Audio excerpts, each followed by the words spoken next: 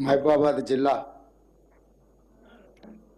శాసనసభ నియోజకవర్గాలు డోర్నకల్, మహబూబాబాద్, పాలకుర్తి, ములుగు, ఇల్లందులో కూడా 2 మండలాలు.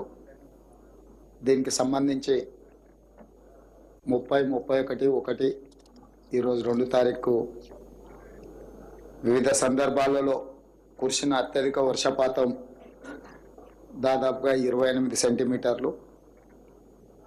అధికారులు అప్రమత్తంగా ఉండడం, ప్రభుత్వ ఆదేశాలు ఎప్పటికప్పుడు చీఫ్ సెక్రటరీ, డీజీపీ ద్వారా అందించడంతో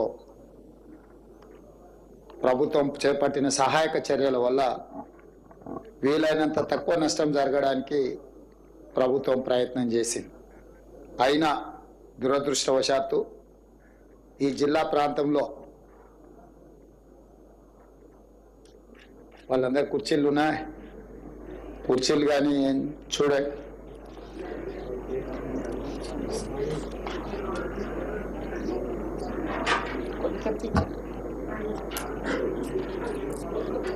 ప్రభుత్వం ముందస్తుగా అప్రమత్తంగా జాగ్రత్తగా వ్యవహరించినా కూడా ఈ జిల్లా ప్రాంతంలో ప్రాణ నష్టం, ఆస్తి నష్టం, ప్రభుత్వ ఆస్తులు దెబ్బతినడం ఇవన్నీ కూడా జరగడం బాధాకరం. అందుకే సచివాలయం నుంచి, కమాండ్ కంట్రోల్ రూమ్ నుంచి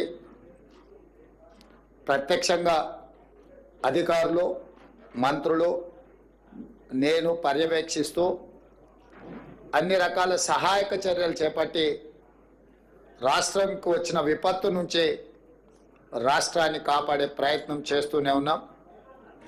ఈరోజు అందులో భాగంగా మహబూబాబాద్ జిల్లా కలెక్టర్ కార్యాలయంలో అధికారుల నివేదికను తీసుకొని అధికారులకు, అదేవిధంగా జిల్లాకు సంబంధించిన మంత్రులు, ఇన్ఛార్జ్ మంత్రి గారికి సూచనలు చేస్తూ సహాయక చర్యలు చేపట్టడానికి ఈ సమావేశంలో నిర్ణయించడం జరిగింది. ఈ జిల్లా పరిధిలో 4 మృతి చెంది 2 ఈ జిల్లాకు సంబంధించిన వాళ్ళు, 2 పక్క జిల్లాకు సంబంధించిన వాళ్ళు 4 చనిపోవడం బాధాకరం. అదేవిధంగా రోడ్లు కూడా డ్యామేజ్ అయినాయి, 8 రోడ్లు, అదేవిధంగా ట్యాంకులు, అదేవిధంగా పంచాయతీరాజ్కు సంబంధించిన రోడ్లు, నేషనల్ హైవేస్కు సంబంధించిన రోడ్లు, అదేవిధంగా క్రాప్ డ్యామేజ్, దాదాపుగా పంటల నష్టం 27,639 ఎకరాలు, దాదాపుగా 30,000 ఎకరాల పంట నష్టం. అదేవిధంగా పశు సంపద, పశువులు కావచ్చు, బర్రెలు కావచ్చు, మేకలు కావచ్చు, గొర్రెలు కావచ్చు, ఇవన్నీ కూడా దాదాపుగా 215 చనిపోవడం, అదేవిధంగా 45 ట్యాంకులు తెగిపోవడం, అదేవిధంగా పక్కా ఇల్లు ఒక 3 పాక్షికంగా డ్యామేజ్ అవ్వడం, ఒక 15 ఇల్లు కచ్చా హౌజ్లో ఒక 15 ఫుల్గా డ్యామేజ్ అవ్వడం, 96 ఇల్లు పాక్షికంగా డ్యామేజ్ అవ్వడం, అదేవిధంగా పవర్, విద్యుత్తు 106 గ్రామాలలో విద్యుత్తు అంతరాయం జరగడం, అదేవిధంగా మహబూబాబాద్ మున్సిపాలిటీలో దాదాపుగా వివిధ ప్రాంతాలలో రోడ్లు 11-12 కోట్ల రూపాయలకు సంబంధించిన అంచనాలు ప్రాథమికంగా అందుతూనే మున్సిపాలిటీలో కూడా రోడ్లు డ్యామేజ్ అవ్వడం, వీటన్నిటినీ ప్రభుత్వం పర్యవేక్షిస్తూ రిలీఫ్ సెంటర్స్ని 7 ప్రారంభించి దాదాపుగా 680 మందికి భోజన వసతులు, ఇతర సహాయక చర్యలు రాష్ట్ర ప్రభుత్వం చేపట్టింది. సీతారామ తండా అర్ధరాత్రి 3 గంటలకు వచ్చిన వరద ఉధృతితోని తండలో ఉన్న వాళ్ళని అందరిని కూడా అత్యధికంగా వర్షం వచ్చి అక్కడ కల్వర్టు రోడ్డు కొట్టుకపోయి అక్కడ కారులో 2 చనిపోయి ఆ తండా ప్రజలందరూ బిక్కుబిక్కు అంటుంటే ఎస్ఐ గారు అక్కడికి వెళ్ళి సహాయాన్ని అందించి వాళ్ళందరినీ కూడా కాపాడి ఆ తండాకు అండగా నిలబడ్డందుకు ఆ ఎస్ఐ గారిని కూడా, ఎస్ఐ గారి పేరు నగేష్ అనే ఎస్ఐ సహాయక చర్యలలో ధైర్యంగా వాళ్ళకు అండగా నిలబడ్డందుకు రాష్ట్ర ప్రభుత్వం నగేష్ ఎస్ఐని కూడా అభినందిస్తుంది. ముఖ్యంగా రెవెన్యూ సిబ్బంది, పోలీస్ సిబ్బంది నిరంతరం అహర్నిశలు పనిచేయడము, అప్రమత్తంగా ఉండడము, ప్రజలకు సహాయక చర్యలు చేపట్టడం వల్ల ఈ జిల్లాలో పరిస్థితులు అదుపులోకి వచ్చినాయి. తక్కువ ప్రాణ నష్టం, తక్కువ ఆస్తి నష్టం జరిగింది. అందుకే రెవెన్యూ అదేవిధంగా పోలీస్ అధికారులను, సిబ్బందిని నేను అభినందిస్తున్నా. అదే సమయంలో చనిపోయిన కుటుంబాలకు, ప్రతి కుటుంబానికి, చనిపోయిన ప్రతి వ్యక్తికి 5 లక్షల రూపాయల నష్టపరిహారం ఇవ్వాలి అని ఈరోజు ప్రభుత్వం నిర్ణయం తీసుకున్నది. నేను కలెక్టర్ గారికి, ఇన్ఛార్జ్ మినిస్టర్ గారికి ఆదేశాలు ఇస్తున్నా. తక్షణమే ఆ కుటుంబాలకు ఆ సహాయక చర్యలు అందించే విధంగా చేపట్టాలి. అదేవిధంగా కారేపల్లికి సంబంధించిన ఒక సైంటిస్ట్ వాళ్ళ తండ్రి చనిపోవడం, ఆ కుటుంబాన్ని నేను ప్రత్యక్షంగా ఇప్పుడు పరామర్శించి వాళ్ళ ఇల్లు కూడా కట్టుకునే పరిస్థితి లేదు, ఆ కుటుంబానికి ఇందిరమ్మ ఇల్లు ఒకటి మంజూరు చేయమని కూడా అధికారులకు అదేవిధంగా మంత్రి గారికి సూచన చేయడం జరిగింది. ఇక్కడ 3 తండాలు, మర్పెడ మండలానికి సంబంధించి 3 తండాలు ఎప్పుడు అధిక వర్షం వచ్చినా దాని ప్రభావానికి లోనవుతున్నాయి. కాబట్టి కలెక్టర్ గారికి నేను ఆదేశాలు ఇస్తున్నా. ఆ 3 తండాలను సురక్షితమైన ప్రాంతానికి తరలించి ఒక కాలనీని తయారు చేసి ఒకే దగ్గర వాళ్ళందరికీ ఇండ్ల పట్టాలు ఇవ్వడమే కాకుండా వాళ్ళందరికీ ఇందిరమ్మ ఇండ్లు ఇచ్చి ఒక మంచి కాలనీని ఒక ఆదర్శ కాలనీగా తీర్చిదిద్ది వాళ్ళకి అన్ని మౌలిక వసతులు ఏర్పాటు చేసే విధంగా ప్రతిపాదనలు తీసుకొని వచ్చి జిల్లా మంత్రులు, ఇన్ఛార్జ్ మంత్రి గారి ద్వారా ప్రభుత్వం అనుమతి తీసుకొని తక్షణమే ఆ పనులను చేపట్టాల్సిందిగా నేను సూచన చేస్తున్నా. దాని మీద కూడా నివేదికలు తయారు చేసుకోవాలి. అదేవిధంగా ఈ పశు సంపద ఏదైతే చనిపోయిందో పశువులకు 50,000 రూపాయలు మనం ఇస్తున్నాం నష్టపరిహారం, గొర్రెలకు, మేకలకు 5,000 రూపాయలు నష్టపరిహారం ఇస్తున్నాము. తక్షణమే ఆ నష్టపరిహారాన్ని కూడా అంచనా వేసి అగ్రికల్చర్ అండ్ రెవెన్యూ సిబ్బంది వాళ్ళు వెళ్ళి ఈ నష్టాన్ని కూడా ఏం జరిగిందో యానిమల్ హస్బెండరీ డిపార్ట్మెంట్ను కూడా ఇన్వాల్వ్ చేసి ఈ నివేదికలు తయారు చేసి వాళ్ళకి నష్టపరిహారం ఇవ్వండి. అదేవిధంగా దాదాపుగా 30,000 ఎకరాల పంట నష్టం అంటున్నారు. అగ్రికల్చర్ సిబ్బందిని కూడా గ్రామాలకు వెళ్ళి ఇంకా ఏమైనా అధికంగా ఉందా, ప్రజలకు ఏం నష్టం జరిగింది, రైతులకు తక్షణమే చూసి ప్రతి ఎకరాకు 10,000 రూపాయల నష్టపరిహారానికి ప్రతిపాదనలు పంపించి తక్షణమే సహాయక చర్యలను కూడా చేపట్టండి. అదేవిధంగా ఇప్పుడు ఈ రోడ్లకు సంబంధించి కానీ, హౌజెస్కు సంబంధించి కానీ ప్రధానమంత్రి ఆవాస్ యోజన కింద ఇట్లా ప్రమాదాలు జరిగినప్పుడు ఈ ఇండ్లు పోతే కేంద్ర ప్రభుత్వం నుంచి కూడా మనము నష్ట సహాయాన్ని వాళ్ళకు సహకారం అందించడానికి నివేదికలు పంపించవచ్చు. కేంద్ర ప్రభుత్వం నుంచి కూడా ఏమేమి మనము నష్టపరిహారం దీనికి పొందవచ్చో నివేదికలు తయారు చేయండి. కేంద్ర ప్రభుత్వానికి కూడా నివేదించడానికి మనం నిన్ననే ప్రధానమంత్రి గారికి లేఖ రాష్ట్రము తెలంగాణ రాష్ట్రంలో వచ్చిన ఈ ఉపద్రవము జాతీయ విపత్తుగా ప్రకటించాలి. తక్షణమే 5,438 కోట్ల రూపాయల నష్టం జరిగిందని తాత్కాలిక అంచనా రాష్ట్ర ప్రభుత్వ యంత్రాంగం అంచనా వేసిండ్రు. ఈ అంచనాను పరిగణలోకి తీసుకొని 2,000 కోట్ల రూపాయలు తక్షణమే తెలంగాణ రాష్ట్రానికి విడుదల చేయండి. అదేవిధంగా ఈ తెలంగాణ రాష్ట్రంలో జరిగిన నష్టాన్ని, ప్రాణ నష్టాన్ని, ఆస్తి నష్టాన్ని చూడడానికి ప్రధానమంత్రి గారిని కూడా ఆహ్వానించడం. ఎందుకంటే ప్రధానమంత్రి గారు ప్రత్యక్షంగా తెలంగాణ రాష్ట్రంలో జరిగిన నష్టాన్ని పరిశీలిస్తే వారు అధికంగా నిధులు ఇచ్చే తెలంగాణ రాష్ట్రాన్ని ఆదుకోవడానికి అవకాశం ఉంటుంది. కాబట్టి తెలంగాణ రాష్ట్ర ప్రభుత్వం తరఫున ప్రధానమంత్రి గారిని కూడా మనం ఆహ్వానించడం జరిగింది. ఒకవేళ వారి పర్యటనకు వస్తే వారికి నివేదికలు అందించడానికి మహబూబాబాద్ జిల్లాలో జరిగిన అంచనాలను పూర్తి స్థాయిలో నివేదికలు తయారు చేసి ప్రభుత్వానికి పంపాల్సిందిగా ఈరోజు నేను కలెక్టర్ గారికి ఆదేశాలు జారీ చేయడం జరుగుతుంది. అదేవిధంగా ఇప్పుడు మీరు ఇచ్చిన నివేదిక చాలా వరకు డీటెయిల్గా ఉన్నది. ఇప్పుడు జరిగిన నష్టాన్ని మీరు ఒక కోణంలో చెప్పారు, కానీ వాస్తవంగా ఇప్పుడు వర్షం తగ్గడం, వరదలు తగ్గడం, వరదలు నియంత్రణలోకి రావడము, ఇప్పుడు విష జ్వరాలు ప్రబలి అంటురోగాలు పెరిగే ప్రమాదం ఉంది. ఇప్పుడు నిజమైన సేవా కార్యక్రమాలు మొదలుపెట్టాలి.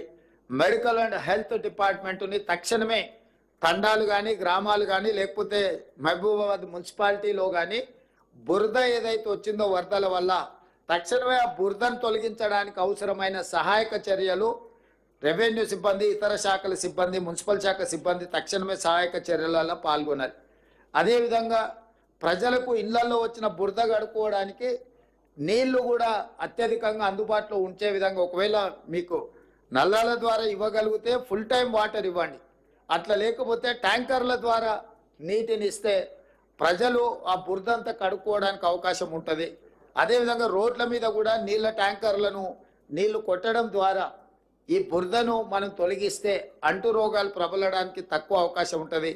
ఈ క్లీన్ చేసిన తర్వాత బ్లీచింగ్ పౌడర్ కానీ దోమలు రాకుండా దోమల నివారణ చర్యలు ఏమేమి తీసుకోవాలనో సంబంధిత శాఖ అధికారులను మెడికల్ హెల్త్ అండ్ మున్సిపల్ శాఖకు సంబంధించిన అధికారులను కూడా అప్రమత్తం చేసి ఇతర ప్రాంతాల నుంచి ఎవరైనా అధికారులు ఉంటే కూడా అవసరమైతే అత్యవసరంగా ఇటు వాళ్ళని తెచ్చుకొని వాళ్ళని కూడా మీరు వినియోగించుకొని ఈ సహాయక చర్యలలో కూడా మీరు పాల్గొనాలి. నేను స్పష్టంగా జిల్లా ఇన్ఛార్జ్ మంత్రి గారికి సూచన చేస్తున్న, అధికారులకు ఆదేశాలు ఇస్తున్నా, ఎక్కడైతే ఈ నష్టం జరిగిందో, ఎక్కడి ప్రజలకైతే కష్టం వచ్చిందో ఇతర ప్రాంత అధికారులను మీరు తీసుకోండి. పోలీస్ సిబ్బంది కూడా నేను సూచన చేస్తున్నా.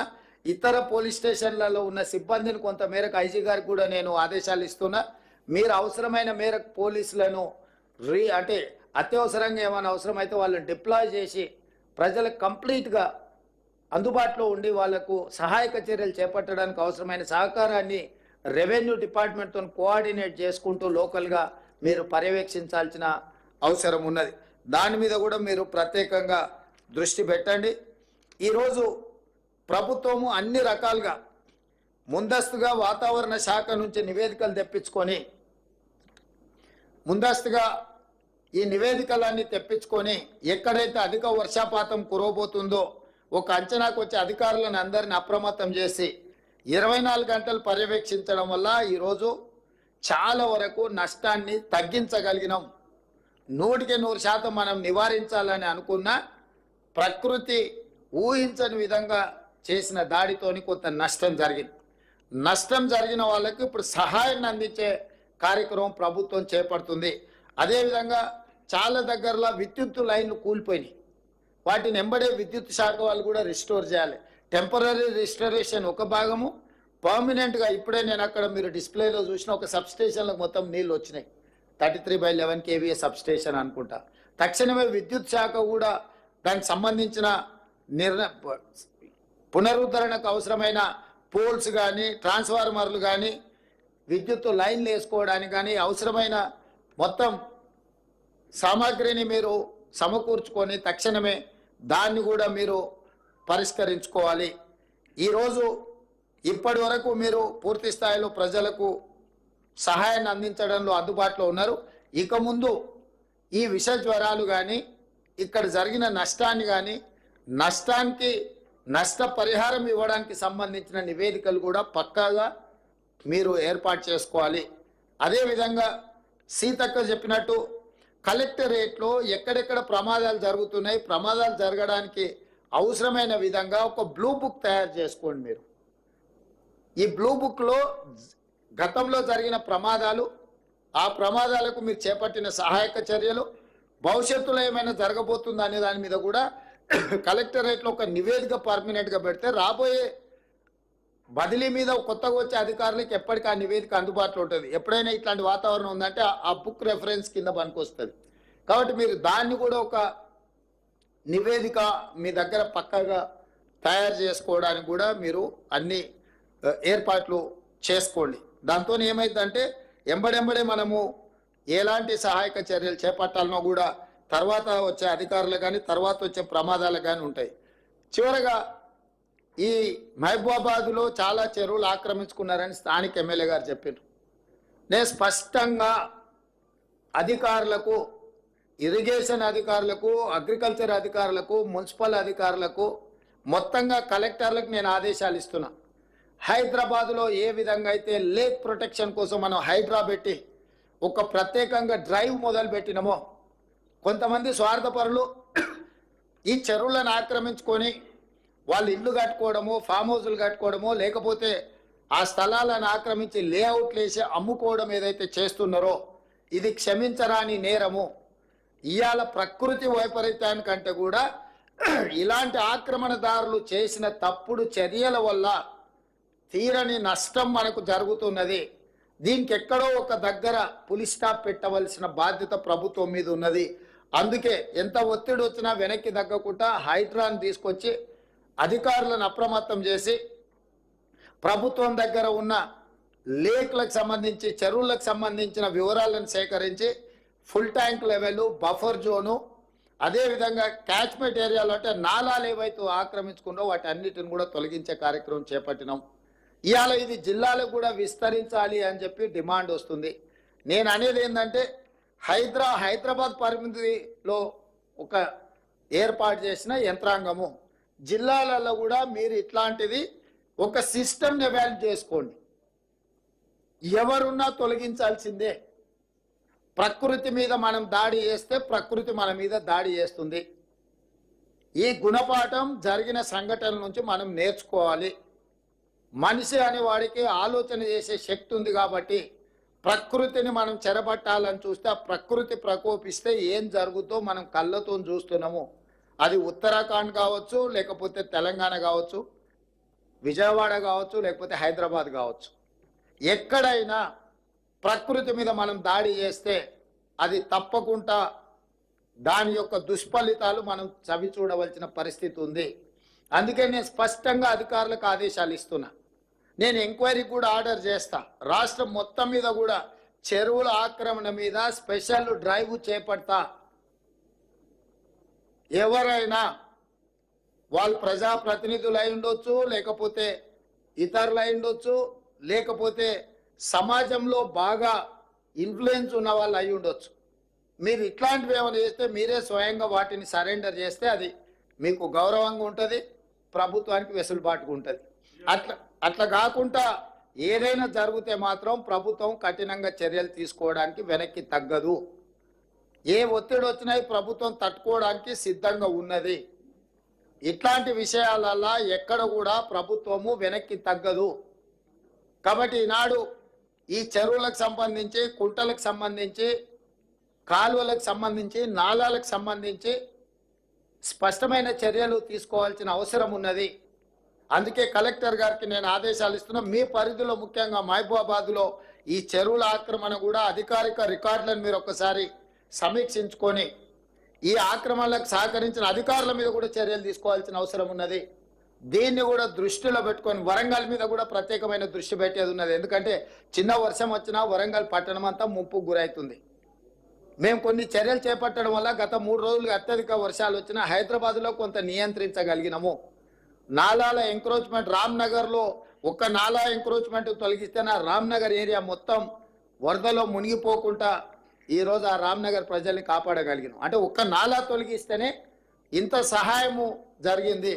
కాబట్టి నాలాల ఆక్రమణను కూడా ప్రభుత్వం ఉపేక్షించదు. మీరు కూడా జిల్లాలలో, నేను ఇవాళ మహబూబాబాద్ వరంగల్కి చెప్పట్లేదు, తెలంగాణ రాష్ట్రంలో ఉన్న అన్ని జిల్లా కలెక్టరేట్లకు ఈ నుంచి నేను ఆదేశాలు ఇస్తున్నా. మీ ప్రాంతాలలో ఎక్కడైనా చెరువులు కానీ నాలాలు కానీ ఆక్రమించుకుంటే మీరు మొత్తం వాటిని లిస్ట్ అవుట్ చేయండి. కోర్టులలో ఏమైనా పెండింగ్ కేసులు ఉంటే ఆ కేసులను కూడా పరిష్కరించుకోవడానికి ప్రత్యేకమైన న్యాయవాదులను నియమించుకోండి. ఉమ్మడి రాష్ట్రంలో కంటే కూడా గత 10 సంవత్సరాల ఈ దుర్మార్గాలు విపరీతంగా పెరిగిపోయినాయి. అధికారాన్ని అడ్డం పెట్టుకొని అడ్డగోలుగా ఇట్లాంటివి ఆక్రమించుకున్నారు. నేను నిన్న ఖమ్మంలో తిరుగుతుంటే ఎవరున్నా అక్కడున్న మాజీ మంత్రి ఆక్రమించుకొని మొత్తం కాలువలే ఆక్రమించుకున్నాడు. ఆ నీళ్ళంతా ఖమ్మం ఊరి మీదకి వచ్చి పడి ఖమ్మం ఊరంతా మునగడానికి ఆ మాజీ మంత్రి గారే కారణం అని నాకు ఫిర్యాదు వచ్చింది. వీటిని వాస్తవాలను పరిశీలించి దాని మీద కఠినమైన చర్యలు తీసుకోవడానికి అవసరమైన చర్యలు చేపట్టాలని చెప్పి రెవెన్యూ మంత్రి గారికి సూచన చేసిన. కలెక్టర్ గారికి కూడా, ఖమ్మం కలెక్టర్ గారికి కూడా నేను ఆదేశాలు ఇస్తున్నా. దాని రిలేటెడ్ ఇష్యూస్ ఏమున్నా అవి హైకోర్టులో ఉన్నాయా, లోయర్ కోర్టులో ఉన్నాయా, ఇతర శాఖల దగ్గర ఏమైనా మేనేజ్మెంట్ జరిగిందా, ఆ కబ్జాలకు సహకరించిన అధికారుల మీద చర్యలు తీసుకోవడానికి అవసరమైన చర్యలు తీసుకోవాలి. ప్రభుత్వం నుంచి అనుమతి తీసుకోవాలి. కోర్టులలో ఏమైనా కేసులు పెండింగ్ ఉంటే వాటి మీద కూడా స్పష్టమైన నిర్ణయం తీసుకోవాలి. ఎందుకంటే ఇంకా ఉపేక్షిస్తే ఇంకా అది మనల్ని కబలిస్తుంది. ఇవాళ జరుగుతున్న పరిణామాలు, పేదోళ్ళ ప్రాణాలు, ఆస్తుల నష్టం పోయిన తర్వాత కూడా ఇంకా ప్రభుత్వం మీనమేషాలు లెక్క పెట్టుకుంటూ కూర్చుంటే ఇది మంచిది కాదు. కాబట్టి నేను స్పష్టంగా మీడియా మిత్రుల ద్వారా తెలంగాణ రాష్ట్రంలో ఉండే అందరు అధికారులకు నేను ఆదేశాలు ఇస్తున్నా.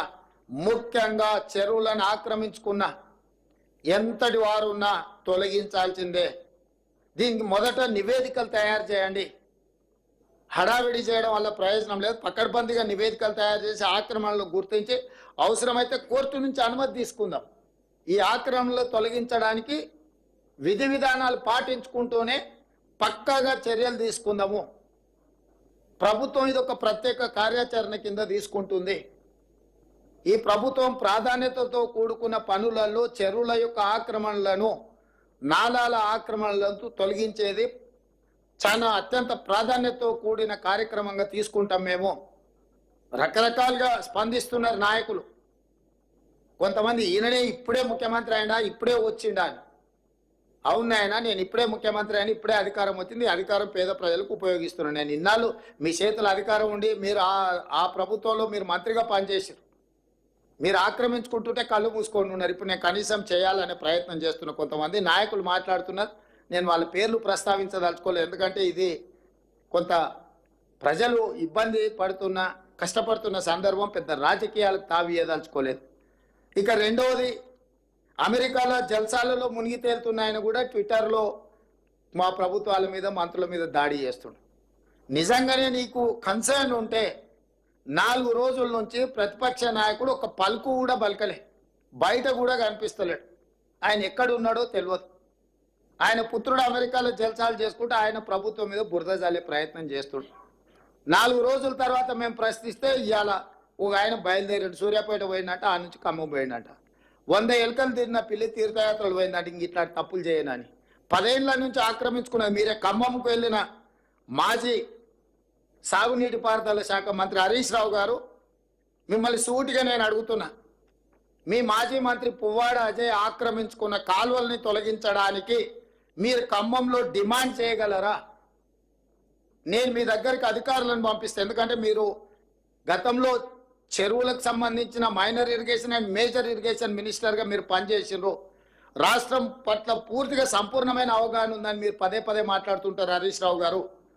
పువ్వాడ అజయ్ ఆక్రమించుకున్న కాలువలను తొలగించడానికి మీరు చిత్తశుద్ధితోని మీరు సహకరిస్తారా? ఈ ఒక్క ప్రశ్నకు సమాధానం చెప్పిన తర్వాత ఇక ప్రభుత్వం ఈ వర్షంలో బాధ్యతాయుతంగా వ్యవహరించిందా, వ్యవహరించలేదా ప్రజలు తెలుస్తారు. మేము బాధ్యతాయుతంగా వ్యవహరించకపోతే ప్రజల దగ్గరికి మేము వెళ్ళగలిగే వాళ్ళం కాదు. ప్రతి క్షణం మా మంత్రులు కార్యాచరణ స్థానికంగా ఉన్నారు.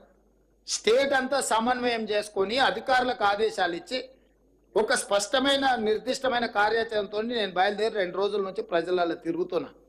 ఇది మా ప్రభుత్వం యొక్క చిత్తశుద్ధి. 10 సంవత్సరాలు మీరు అధికారంలో ఉన్నారు. ఏ రోజైనా చంద్రశేఖరరావు గారు వరదలు వచ్చినా, ప్రమాదాలలో ప్రజలు చనిపోయినా ఒక్క రోజైనా పరామర్శించడానికి వారు బయటకు వచ్చిండ్రా? ఒక్క రోజైనా ఆ కుటుంబాల దగ్గరికి చంద్రశేఖరరావు గారు వెళ్ళిండ్రా? మీ దగ్గర రికార్డు ఉంటే తీయండి. 2014 నుంచి 2024 జనవరి వరకు చాలాసార్లు వర్షాలు, వరదలు, ప్రజలు చనిపోవడం, ప్రమాదాలు జరగడం మనం కళ్ళతో చూసినాం. చంద్రశేఖరరావు వరదలు వచ్చినప్పుడు ఏ ప్రజల దగ్గరికి వెళ్ళిండో ఒక్క ఆధారం చూపించండి. మాసాయిపేటలో రైలు కింద పడి స్కూల్ పిల్లలు 30-40 మంది చచ్చిపోతే ఆయన సొంత నియోజకవర్గం. పసిపిల్లలు చచ్చిపోతే కూడా ఆ కుటుంబాలను పరామర్శించడానికి ఓలే. ఔటర్ రింగ్ రోడ్ దగ్గర ఒక వెటర్నరీ డాక్టర్ని ముష్కర్లు ఎత్తుకెళ్ళి బ్రూటల్లీ రేప్ అండ్ మర్డర్ చేస్తే కూడా ఆ కుటుంబాన్ని పరామర్శించడానికి ఓలే. మానవత్వం లేని వ్యక్తిగా 10 సంవత్సరాలు ప్రభుత్వాన్ని నడిపిన మీరు ఈరోజు ప్రజలలో ఉన్న మమ్మల్ని ప్రతి క్షణం ప్రభుత్వం అప్రమత్తంగా ఉండి పనిచేస్తుంది. ఇవాళ పక్క రాష్ట్రంలో, మన రాష్ట్రంలో కృష్ణా జిల్లా, ఖమ్మం జిల్లా కౌలపిల్లలాగా ఉంటాయి పక్కన పక్కన. ఒకే రకమైన వర్షము, ఒకే రకమైన పరిస్థితులు ఉంటే అవతలెంత జరిగింది నష్టం, యువతలెంత జరిగిందో ఒక అంచనా వేయండి. ఈ ప్రభుత్వం అప్రమత్తంగా ఉందో లేదో. అవతల నష్టం జరగడం కూడా బాధాకరం. అవతల జరిగి ఉండొద్దు, యువతల జరిగి ఉండొద్దు. కాకపోతే ఈ ప్రభుత్వం అప్రమత్తంగా ఉందా లేదా అనే దానికి ఒక సరిపోల్చుకోవడానికి 2 పక్కనే ఉన్నాయి. మీరే చెప్తారు అవతల రాష్ట్ర ముఖ్యమంత్రి గారు అప్రమత్తంగా ఉన్నారు. సంతోషం, మంచిది. వారి అనుభవంతో అప్రమత్తంగా ఉండే ఆ జిల్లాను, ఆ రాష్ట్రాన్ని ఆదుకోవడానికి ప్రయత్నం చేశారు. అదే సందర్భంలో ఈ రాష్ట్ర ముఖ్యమంత్రి కూడా 24 గంటలు కంటిన్యూస్గా 30 తారీఖు నుంచి ఈ రోజు వరకు కంటిన్యూస్గా పర్యవేక్షిస్తూనే ఉన్నాం, చర్యలు తీసుకుంటూనే ఉన్నాం. రెండింటిని పోల్చి చూడండి. మరి అవతల రాష్ట్రంలో ప్రతిపక్ష నాయకుడు లేకపోతే మా నాయకురాలు షర్మిల గారు ప్రజలకి వెళ్ళి కష్టపడ్డోళ్ళ దగ్గర, ఇక్కడ ఉన్న ప్రతిపక్ష నాయకుడు ఎక్కడున్నాడు? అసలు ఉన్నాడా? ఎందుకు కనిపిస్తలేడు? ఎందుకు మాట్లాడతలేడు? ఆయన కొడుకు ఎక్కడ ఉన్నాడు? అమెరికాలో లేడా? అమెరికాలో జల్సాలు చేయట్లేదా? అమెరికాలో జల్సాలు చేసేటోడు కూడా మా 10 ఏళ్ళ అధికారం అనుభవించి 1,00,000 కోట్లు అక్రమంగా సంపాదించుకొని అమెరికాలో జల్సాలు చేస్తున్నాడు కూడా ఈరోజు ఈ ప్రభుత్వం మీద దాడి చేస్తున్నారు. అయినా ఈ ప్రభుత్వం మనోధైర్యం కోల్పోదు. ధైర్యంతో ప్రజలకు అండగా నిలబడి ప్రజల్ని ఆదుకోవడానికి ప్రయత్నం చేస్తుంది. స్వచ్ఛంద సంస్థల్ని సమాజంలో ప్రముఖులుగా భావించే వాళ్ళను, కార్పొరేట్ కంపెనీలకు నేను విజ్ఞప్తి చేస్తున్నా, ప్రజలు కష్టాలలో ఉన్నారు, మీ చేతనైన ఆర్థిక సహాయాన్ని అందించండి. మానవత్వం ప్రదర్శించాల్సిన అవసరం ఉన్నది. ఈరోజు మానవీయ కోణంలో వీళ్ళందరూ కూడా ఆలోచన చేసి చెయ్యగలిగిన సహాయాన్ని ఈ పేదలకు అందించండి. సహాయం అందించని వాళ్ళు మనోధైర్యాన్ని ఇవ్వండి. మేము మీకు అండగా నిలబడ్డాము అని ఒక మంచి మాట అయినా మాట్లాడండి. తద్వారా వాళ్ళు కొంచెం ఉపశమనం పొందుతారు. కష్టాలలో ఉన్న వాళ్ళకు ఒక ఓదార్పు కూడా కొంత వాళ్ళకు మనోధైర్యాన్ని పెంచుతుంది. కాబట్టి ఈరోజు ఈ ప్రభుత్వం అన్ని రకాలుగా ఆదుకుంటుంది, నష్టపరిహారాన్ని అందిస్తుంది. అన్ని రకాలుగా నేను అధికారులకు మళ్ళా సూచన చేస్తున్న ప్రజాప్రతినిధులు, మా ఎమ్మెల్యేలకు కూడా, మురళీ నాయక్ కానీ, రామచంద్ర నాయక్ గారు కానీ, యశస్విని రెడ్డి గారు కానీ, మా నాగరాజు గారు కానీ, వేదిక మీద ఉన్న ముఖ్యమైన నాయకులకు, ఎమ్మెల్యేలకు, సీతక్కకు, ఎంపీ పార్లమెంట్ నాయకుడు బలరాం నాయక్ గారు కానీ, అదేవిధంగా కనకయ్య గారికి, క్షేత్రస్థాయిలో మీరు ఎప్పుడు ప్రజల మధ్యలో ఉండండి, తిరగండి. గండ్ర సత్యనారాయణరావు గారు ఉన్నారు. ఎమ్మెల్యేలందరికీ, ఇక్కడ ఉన్న ఎమ్మెల్యేలకు, ఎంపీకి, మంత్రులకు నా సూచన ఒకటే, ప్రజల మధ్యలోనే ఉండండి, ప్రజల దగ్గరికి వెళ్ళండి, ప్రజల కష్టాలు తెలుసుకోండి. ఆ అంశాలు అధికారుల దృష్టికి తీసుకురండి. అధికారులు ఆ విషయాలను మీరు నివేదికలుగా మార్చండి. ప్రభుత్వం నుంచి అవసరమైన అనుమతులు తీసుకొని వాళ్ళని అన్ని రకాలుగా ఆదుకోవాల్సిందిగా మీడియా మిత్రులకు కూడా నా సూచన. మీరు కూడా ఏవైతే అంశాలను ప్రస్తావిస్తున్నారో మీడియా ద్వారా వాటన్నిటిని కూడా మేము పరిగణలోకి తీసుకుంటున్నాం. ఏదైనా విషయాలు ఉంటే కూడా అధికారుల దృష్టికి మీరు తీసుకురండి. మీరు తీసుకొచ్చిన విషయాలు ప్రజలకు ఉపయోగపడితే ఎంతో కొంత సహాయం అందించడానికి ఉపయోగపడుతుంది. కాబట్టి మనందరం కలిసికట్టుగా ఇప్పుడు మనం చర్యలు చేపట్టాలి. ఇది రాజకీయాలు చేసే సందర్భం కాదు. ఈ ప్రభుత్వం రాజకీయాలు చేయదు. బురద రాజకీయాలు, వరద రాజకీయాలకు ఈ ప్రభుత్వానికి అసలు ఇట్లాంటి సందర్భాన్ని రాజకీయాలకు వాడుకోవాలన్న ఆలోచన లేదు. స్పష్టంగా ప్రజలకు మేము సహాయం అందించే చర్యల్లో ఉన్నాం. మీరు అందరు సహకరించాల్సిందిగా కోరుకుంటూ ఈ సమీక్ష సమావేశంలో పాల్గొన్న అధికారులందరికీ ఇంకా కొద్ది రోజులు మీరు అప్రమత్తంగా ఉండాలి. మీరందరూ జాగ్రత్తగా వ్యవహరించి ప్రజలకు అందుబాటులో ఉండి సహాయక చర్యలు అందించాల్సిందిగా మీకు అందరికి సూచన చేస్తూ సెలవు తీసుకుంటున్నాను. ధన్యవాదాలు మిత్రులారా.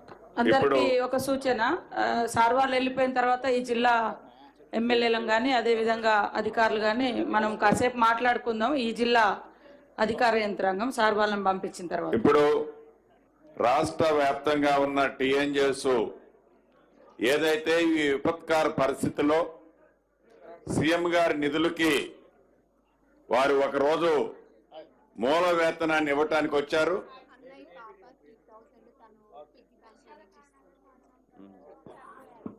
వారు రావటం జరిగింది.